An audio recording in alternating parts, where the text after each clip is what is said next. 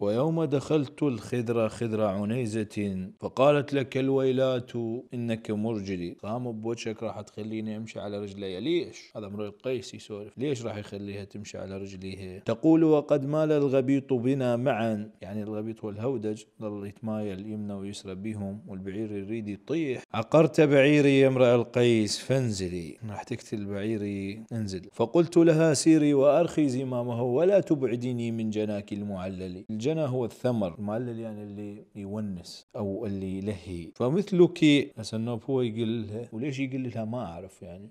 فمثلك، لأن هو ما يصير يقول، يعني حتى إذا هو مسوي هاي السالفة راح يحكيها فما يصير يقولها، بس هو يقول لها. وهاي الأشياء اللي تخلينا نشك بالشعر الجاهلي. أكو واحد يسولف وي امرأة يريدها تحبه وتتقبله، يقولها فمثلك حبلى قد طرقت ومرضع فألهيتها عن ذي تمائم محولي. تدرون شنو هذا البيت يعني؟ هسه هو يقولها يعني أنا قمت علاقة مع نساء أخريات غيرك، منهن الحبلى ومنهن المرضع. وهذا الموضوع بيبعد شوية، لأن الحبلى والمرضع إن أصعب النساء، باعتبار أنه يمرن بفترة تختلف فيها الهرمونات ويكون تقبلهن للرجل جدا صعب. فبهاي الحالة الخاصة ومتقبلات امرؤ القيس، يقول أنت يعني شنو، أنا حبلى ومرضع مسوياهن علاقة. تسمع بعد شلون يكمل بها هاي المرضع. فمثلك حبلى قد طرقت ومرضع فألهيتها، يعني خليتها تلتهي عن ذي التمائم هي الجمع تميمة، والتميمة هاي الخرس هسه اللي عندنا يعلقون على الأطفال، يعلقون على صدرهم يحطونه بشنقال ويعلقون، يعتقدون أنه يميل أبو الصفار، يعتقدون أنه يزيل بعض الأمراض. المهم لحد الآن موجودة. فألهيتها عن ذي تمائم محولي. محولي يعني داير عليه حول، احنا نسميه حايل مرات، يعني عمره أكثر من سنة. الحول هو سنة، فعمره أكثر من سنة. اللي لهاها عنه يعني طفل بهذا العمر يكون عزيز جدا على الأم، لأن توه بادي يستوعب الحياة ويتحرك